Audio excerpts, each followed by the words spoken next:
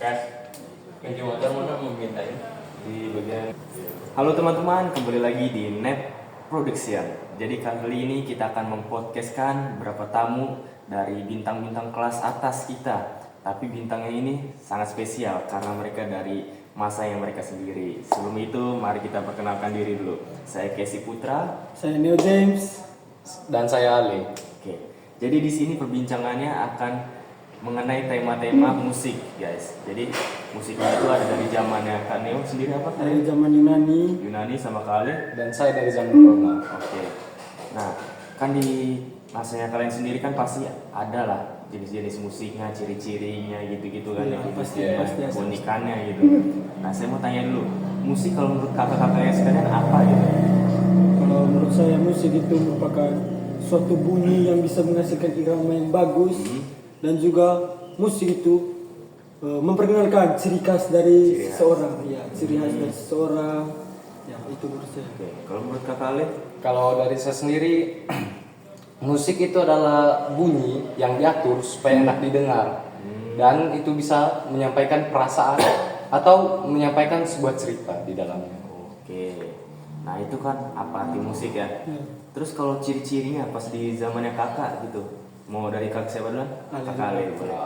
Kalau dari zaman Roma itu dia itu jenisnya ciri-cirinya itu dia itu bersifat monofonik. Monofonik? Ya, monofonik. Yaitu dia itu berdiri sendiri iramanya. Oh, Dia itu monofonik sendiri, ya, ya. monofonik.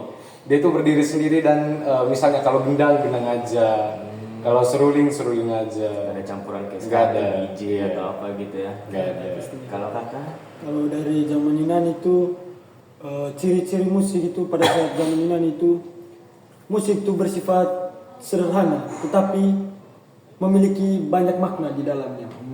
Nah, jadi musik itu walaupun dia iramanya sederhana atau bunyi sederhana, tapi dalam bunyinya sederhana itu menghasilkan makna yang sangat banyak, sangat dalam lah. Oke. Terus sama seperti Ale katakan tadi, musik itu bersifat monofonik. Monofonik. Ya, monofonik. Seperti itu. Jadi kalau satu alat musik misalnya seruling saja ini begitu. Gak ada campuran. Gak ada campuran. Mirip Ya, sejenis lah ya. sejenis. Nah, itu kan ciri-cirinya. Ada iklan sedikit pemirsa, lanjut. Nah, itu kan dari ciri-cirinya ya. Iya. Nah, sekarang tuh fungsi atau fokusnya pas untuk alat musiknya di zaman kakak-kakaknya sekalian apa itu? Dari siapa dulu? Dari Ale saja dulu. Oke, Ale dulu. Kalau untuk musik zaman Roma itu mungkin lebih ke upacara adat sama ini ya hiburannya. Hiburannya itu mungkin lebih fokus ke kan di Roma itu kan sering ada lomba gelut gladiator gitu ya kan. Jadi pas pembukanya itu teng teng teng teng teng. Nah, itu biasanya itu diperkenalkan lah musik-musik Roma dari situ. Oke. Jadi sebagai iramanya ya. Ya, biar irama. membuat mereka lebih tegas Semangat gitu, gitu. semangat. Nah. Kalau kakak? Jadi kalau fokus ya tadi. Iya, fokus ya. Nah, Atau fokus fungsi, utama fungsi. fungsi. Jadi fokus musik pada saat zaman saya ya, zaman Yunani itu lebih memfokuskan ke spiritual, pendidikan, teater, drama. Jadi kan pada saat zaman Yunani itu kan sudah ada lah pendidikannya, tapi belum secanggih sekarang pendidikannya. Ya, dulu tuh musik tuh lebih mengarah ke pendidikan. Contohnya pada saat belajar itu diiringi dan musik agar suasananya itu lebih indah, lebih tenang, cair lah gitu. Itu sih. Oke. Nah, itu kan ciri atau fungsinya, fokusnya gitu. Emang alat yang digunakannya apa gitu? Alat musiknya apa namanya, bentuknya mungkin bisa dijelaskan juga. Mungkin Dari saya dulu ya. Dari kakaknya. Dari saya dulu. Oke. Jadi alat musik pada saat zaman Yunani itu mungkin kamu belum pada tahu ya. Jadi namanya itu lyre. Lyre. Ya, Lyre. lyre. Oke. Lyre itu seperti kecapi lah Oh, untuk iya. masa sekarang. Jadi sama lah bunyinya terus, tapi beda alat. Kalau lyre itu dibuat dari kayu, sama sih kecapi dibuat dari kayu, iya gak? Iya. Tapi maksudnya lebih keren dulu lah. Terus ada yang namanya audios. Audios apa tuh? Audios tuh seperti gendang, dia dipukul-pukul saja pakai stick, kayak drum lah. Tapi seperti digendang. Gendang lah, gendang. Kalau dari zaman Roma itu ada kayak seruling, gendang, tapi ada ini yang membedakan, yang membuat musik di Roma itu semakin menarik, yaitu aquarelle. Nah, aquarelle ini kayak seperti namanya, ini itu kayak alat musik yang memanfaatkan air. Jadi dia itu kayak memanfaatkan tetesan-tetesan air gitu, biar dia itu menghasilkan suara yang indah gitu, dan bisa menjadi harmoni yang tidak bisa ditemukan di mana-mana lah. Jadi itu mungkin ciri uniknya dari musik di Roma itu sendiri. Oh, jadi itulah keunikannya. Jadi Aquarelle. akuarium ya. Oh, keunikannya itu dari suaranya sama bentuknya ya. Iya. Dari air gitu Iya. ya. Kalau dari kakaknya tadi apa? Lir. Lir itu keunikannya. Keunikannya Oh, keunikannya lir itu terbuat dari kayu dia. dari kayu ya. Iya, Jadi, jadi tiap kakaknya ada keunikannya keunikannya sendiri-sendiri ya. sendiri-sendiri. Dari air, dari kayu. Udah kayak elemen kayak gitu elemen ya. ya, avatar. Nah, lanjut kita Kak. Pas di zamannya kakak kan beda lah sama kami. Kami kan sekarang Gen Z ya. Iya, Gen Z. Ada beberapa nama tokoh terkenal kayak Ariel Noah, Yudika, Juan Reza, Tambal Bale itu. Nah, kalau di zamannya kakak tuh apa? Siapa?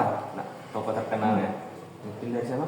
Dari saya dulu. Ya, dari Kakaknya. Oh, Boleh? kalau di zaman saya tokoh terkenalnya itu ada sih namanya Aporkus. Aporkus. Ya, Aporkus. Nah, Aporkus itu dia itu sangat terkenal lah. Walaupun dia bukan membuat lagu, tapi dia bisa menciptakan suara yang indah atau suara yang harmoni dari alat musik yang dia mainkan. Nah, tadi yang misalnya dia memainkan lir, Iya. dia tuh bisa membuat irama lir itu menjadi lebih baik, enak didengar lah. Jadi untuk mencairkan suasana itu sangat keren.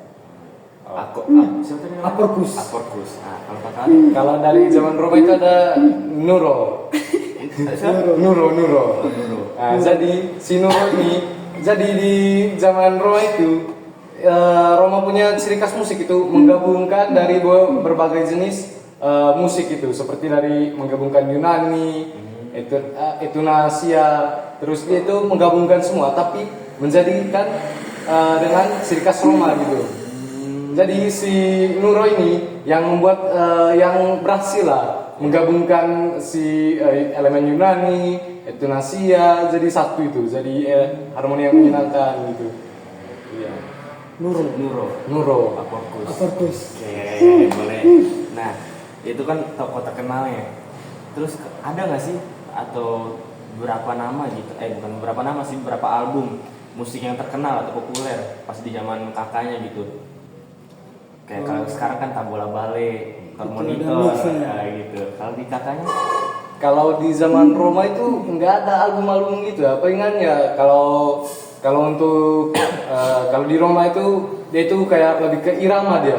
Lebih ke irama, dia itu kayak mengiringi suatu kegiatan lah, bukan yang kasih lirik gitu, enggak. Dia itu cuma mengiringi aja biar apa? Memberikan suasana semangat atau vibes-nya gitu loh. Kalau kakaknya? Kalau di zaman Yunani sama sih seperti Bung Ale ini. Enggak ada.